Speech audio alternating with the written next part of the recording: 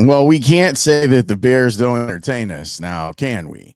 Welcome in. I'm Lawrence Holmes. Thanks so much for listening to the podcast, whether you're listening on Spotify or if you're listening on Apple, it's appreciated. Or if you're on the YouTube page, we have a YouTube page for House of L. Go look for it and become a subscriber. It doesn't cost you anything.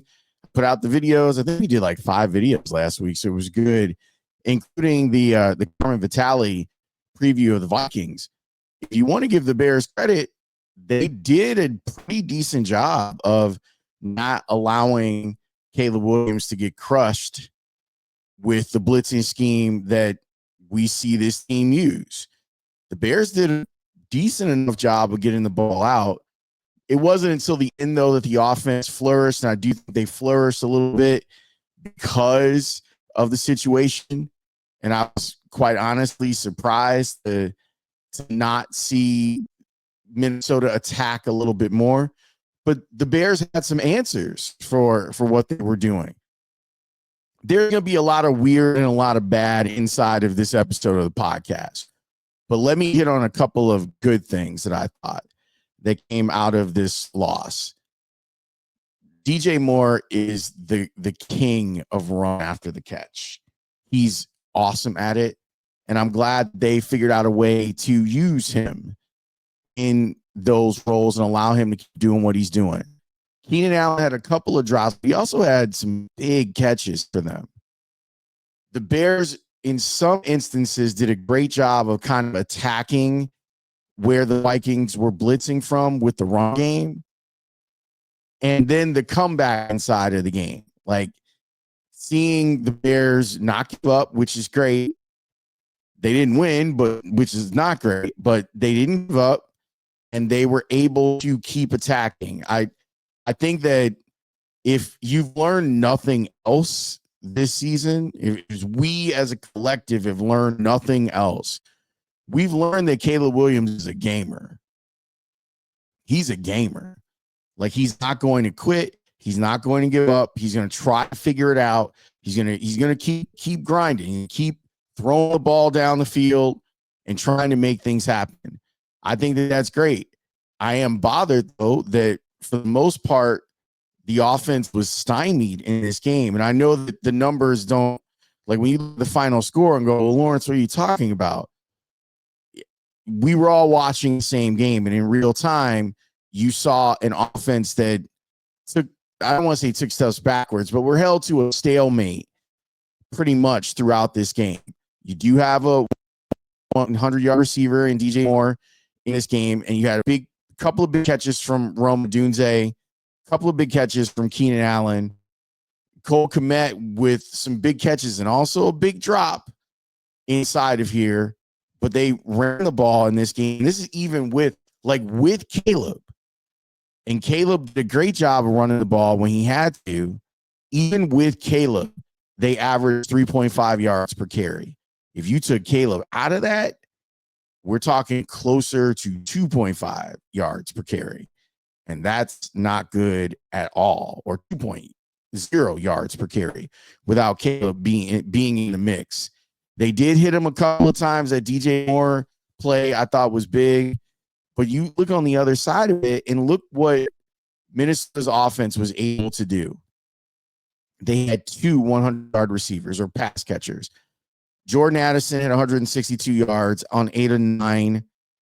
TJ Hawkinson, I thought, controlled the end of the fourth quarter and overtime. 7 catches for him, 114 yards.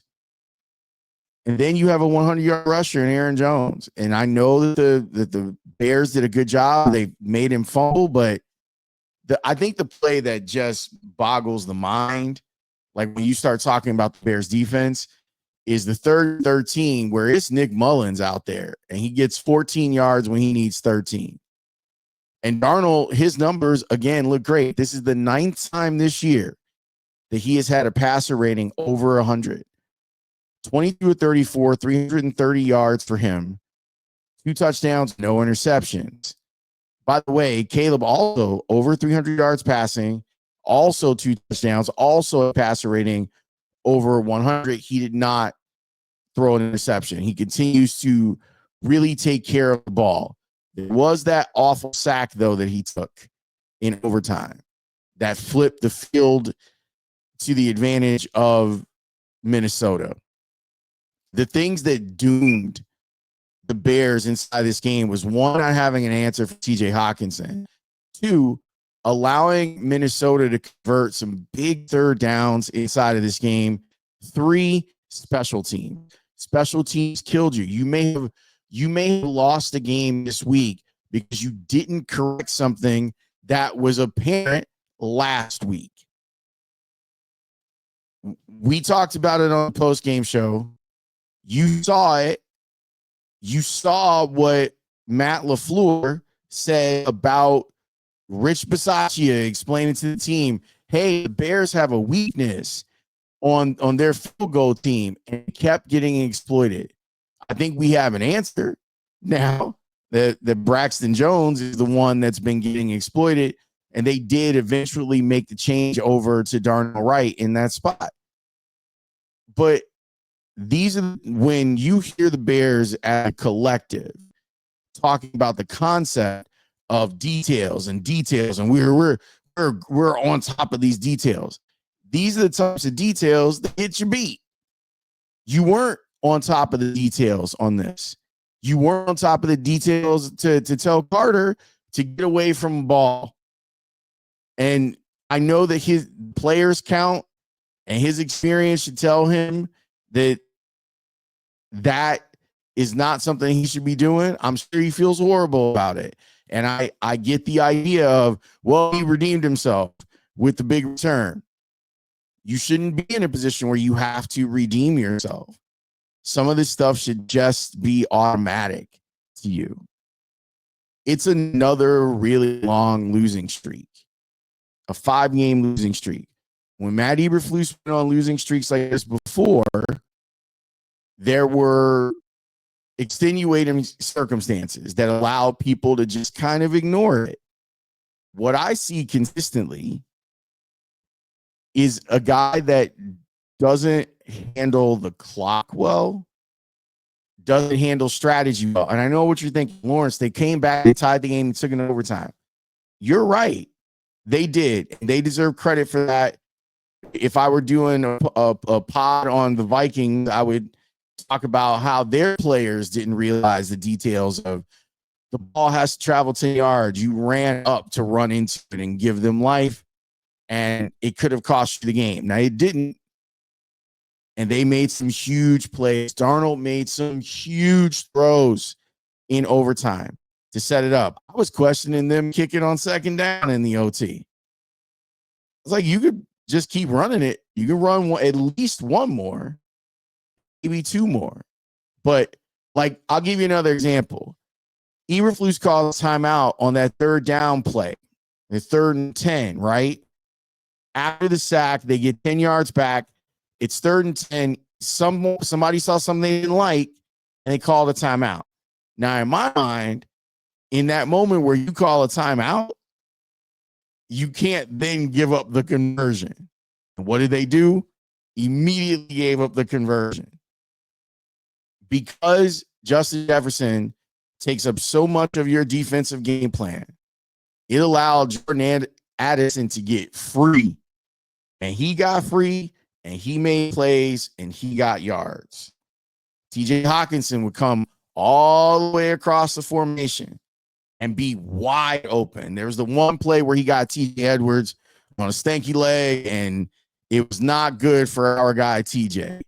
But in some of the zone stuff that the Bears were doing, Hawkinson just found quiet places to sit. And then they threw him the ball, and it was all good. At this point, when you're talking about, man, and it's another one of those where if the Bears were able to win this game, even though the odds are against you, it's a short week and you're going to Detroit to play the best team in the NFL. That game has a lot more juice if the Bears are sitting here at 5-6. They're sitting here at 4-7. And they are they have earned it. They've earned their record this year. And even with the good things that happen, you see like cool stuff, like Jack Sanborn making a play in a critical passing situation, he comes up with a pass defense. You see Caleb Williams hop, skipping, and jumping over players to make plays down the field. All of that stuff. And at the end of it, you're just stuck with, how did they lose again? How were they able to lose? It has been an incredibly entertaining season. It just hasn't been a winning one. You can't take your eyes off of the Bears. You just can't. Because there's weird stuff going on. There's a guy growing up right before our eyes. He's making plays. They got back into this game. You can't take your eyes off of them. But at the end, they always lose. Why is that? I know what my answer is, but I'm curious to know what yours is, and you can leave it in the comments. It's entertaining, but it's still losing football. It's still a losing brand of football. And they don't have any answers. No one up there has any answers. And anyone who tells you that they thought that this team would have this record at this point, like, no one up there thought that. They are way below their own expectations. Everyone up there, it's time to win. That's what we saw on Hard Knocks. And there isn't that. You're still missing so much. And in football, it's hard. It's hard to stair step your way to a championship. And you start thinking about like the players that will be a year older, maybe they're a step slower, and all this stuff. How big of an opportunity have you missed out on this year? Because you're not buttoned up. You're not well coached. You don't have the best end of game strategies or end of half strategies. And we see it over and over and over again. I hope that they have the integrity, that Ryan Poles has the integrity and the honesty to look at this clearly and say, Coach got to go. Like, and I know we talked about it already, but just the example of, we spent all week talking about the field goal block that ended the game last week against the Packers. It was a point of emphasis for them. They walked into this game and did the same damn thing, and the same result happened. They got blocked. That says that as much as you want to talk about details, as much as you want to walk in front of a microphone, Richard Hightower, and say it's on you, you damn right it's on you. It's on you. Your unit cost the Bears the game. And inside of this season, there have been multiple moments where special teams cost you, multiple moments where the defense cost you, multiple moments where the offense has cost you. You know what that means? That means the Bears are a bad team. And they're going to end up with a really bad record. Thanksgiving could be incredibly embarrassing with the way the Lions just kind of go after teams with their crazy point differential that they're on. It's sad. The only thing I'll say is at least you're being entertained. And I know it sucks. I know it's sucky entertainment. But at least you can't turn the channel. Maybe you will after Thanksgiving. Maybe you'll make the conscious choice of, I'm not going to be watching the rest of this. If there is nice weather, it doesn't look like it, but if there is nice weather in December, you should go out and enjoy it. Or activities that are inside that don't have to do with the Bears. Because my goodness, it is rough. They are a rough watch. Shout out to Remy Martin, our sponsor. We love Remy. We are very excited to continue our partnership with them. I'll have something for you as much as I'm going to do as much as I can this week. I'm thinking we'll go every day. I'll take, actually, I won't even take Thursday off, right? Because there'll be a game. So we'll have something for you every day except for maybe Friday. But we'll see. Maybe I'll interview someone in between time and we'll post it then. I'm sorry that they're bad, and I wish that this was more celebratory. But You know what it is. I look forward to seeing your comments. If you're on the YouTube page, if you're on Spotify or Apple, you can come over here to the House of L YouTube page and you can comment as well. We look forward to that. And however you're consuming the podcast, we appreciate you. Great numbers on the episode with Carmen. She said that she is definitely willing to come back. So I'll figure out a way to get her back on the podcast because she was a big hit and she's great. And she stressed her way through that Arizona State BYU game, which was wild yesterday. If you didn't see it, you got to go find the recap of it because it was bizarre for sure. I appreciate you. Thank you for the support of this podcast. Thanks to Remy Martin, our sponsor. I'll talk to you next time. Peace.